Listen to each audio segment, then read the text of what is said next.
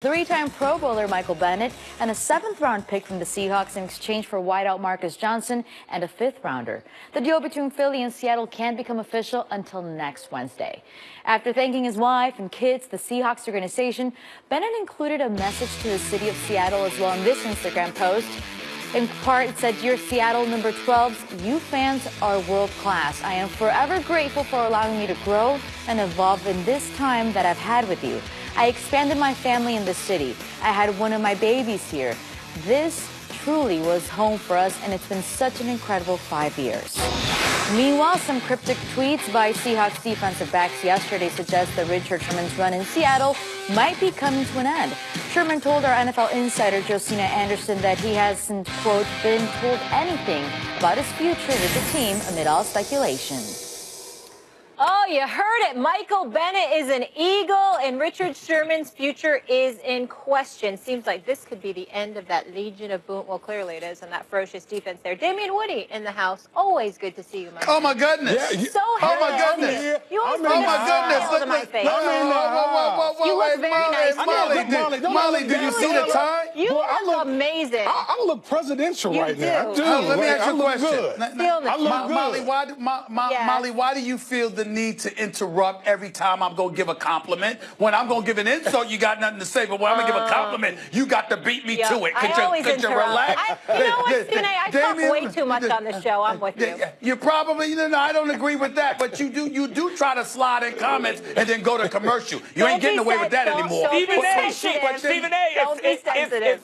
Stephen A., if someone on this show is talking, it's likely they're interrupting you. That's how it goes. Well, Max Kellerman, with all seriousness, ain't a damn soul alive talk more than you. You got to interrupt even when people agreeing with you. So just stop. Damian Woody, here's the deal. Damian Woody, any day of the week, I bet my check.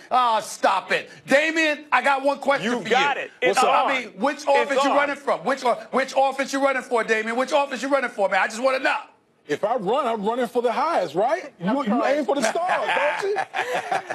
All right. Speaking of aiming for the stars, Lombardi had it. The Seahawks had a couple of those. Do you think it's officially over? Actually, I shouldn't ask that question. Do you think they've waited too long to break up this Legion of Boom? No, I don't think they waited too long. Last year was the first year they kind of dropped off as a defense. But my question is, who are you going to replace them with? That's really been the problem with Seattle as of late. Yep. And the last time the Seattle Seahawks won the Super Bowl back in 2013, they had 8 guys, 8 primary starters whose cap hit was less than $1 million. What that means is you've done a really good job of finding later round or undrafted guys and develop those guys. That's what made them so good. Then they got Russell Wilson in the 3rd round. So you didn't have to spend a lot of money at the quarterback position.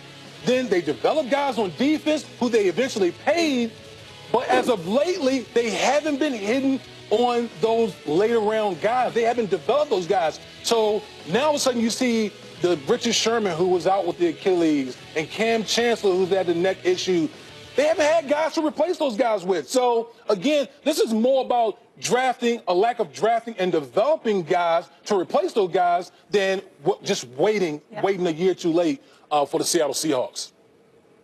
I tend to agree with that. I don't disagree with that. I just think that this Seattle Seahawks team hasn't been the same since Pete Carroll, who I respect greatly, but since Pete Carroll made the stupidest call in Super Bowl history by deciding to throw the football over the middle instead of handing it to beast mode. The team hasn't been the same since, psychologically. Now, in fairness to all of them, they categorically deny it. Richard Sherman, Michael Bennett, Earl Thomas, Bobby Wagner, Cam Chancellor. At some point in time over the course of the last few years, I've spoken to each and every single one of them, and in fairness to them, they have categorically denied what I have proclaimed. But based on watching them compared to what they used to be and what they became, I believe that they lost their mystique because they lost the confidence that they once had in their coaches from that point forward. Richard Sherman is coming off an injury. We understand that, but guess what? They were still 6th in the league in yards allowed against the pass. Their problem has been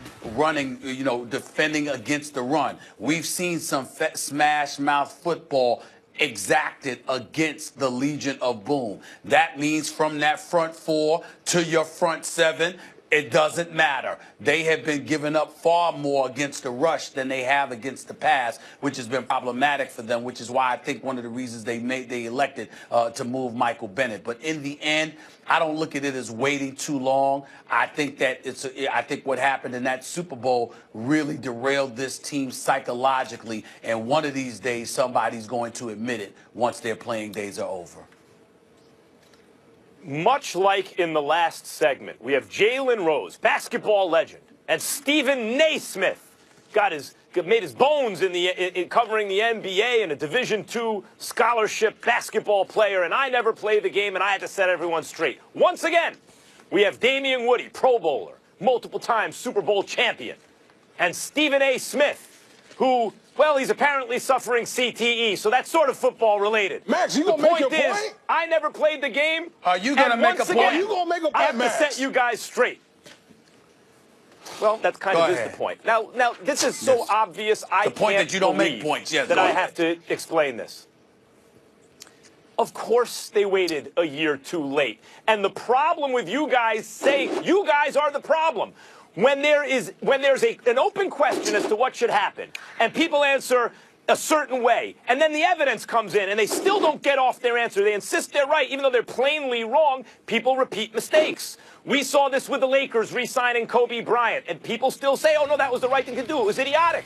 This was the wrong thing to do for the Seattle Seahawks. I know these players are popular. They're some of my favorite players. I loved watching them play. They were more responsible for the elite status of the Seahawks than anyone else on offense, including Russell Wilson for a time. I understand they felt underappreciated. Russell Wilson got the money. All that stuff. Tough. The way it is the way it is. They waited a year too late. What's the proof in the pudding? One all-pro caliber player is being traded for a fourth-round pick. The other one is being released. You will get nothing for Richard Sherman. The best GM in football is also the best coach, Bill Belichick. He makes cold, calculating decisions. He does not care about how you or anyone else will feel about it. That's why Malcolm Butler didn't play in the Super Bowl. That's why he was about to do Tom Brady before Robert Kraft stepped in. He's not into sentimentality. He's into business. Max, listen, that sounded all great, but again, it goes back to what I said. Who are you going to replace him with? You got to understand the way Seattle does business up there. They don't go out there and spend a lot of money in free agency. They rather go out there and draft guys and develop guys. That's how they built their program, by hitting on these diamond in the rough later in the draft, and then you keep your costs down. They haven't been doing that lately. So this whole nonsense that you're talking, about, Bill Belichick, his style works. But if you don't have guys to replace those guys with, I mean, what are you going to do?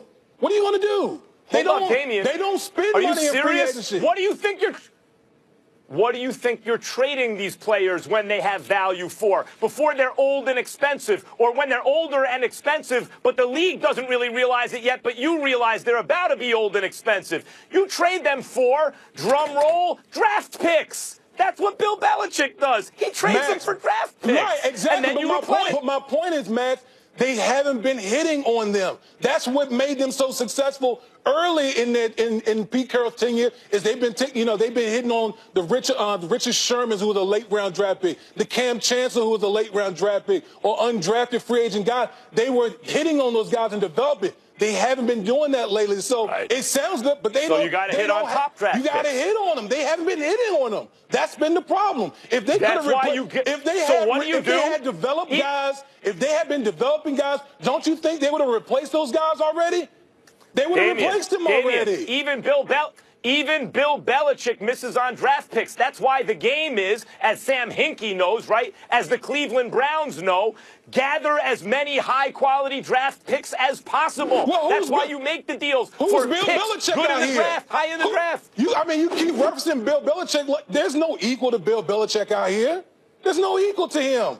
Should you model his? But the point is, should you model his behavior? Branch Rickey, the great GM for the Brooklyn Dodgers, who said trade him a year too early instead of a year too late, model behavior after the best ever, or model behavior after the rest of the pack? This is fun, but we got to break up the party. But yeah, that was originally their bread and butter, building through the draft. Apparently, it hasn't panned out as of late, and now they're paying the consequences. Damian, always good to see you and your presidential self. Thank you. I'm glad somebody appreciates me. Coming up later, this LSU draft prospect says he was asked some inappropriate questions by the team at the NFL draft. We'll tell you what they asked and we'll discuss it. Plus, up next, Jalen Rose rejoins us to talk about Kawhi Leonard's future in San Antonio and why he might be getting ready to make a move. Stay put.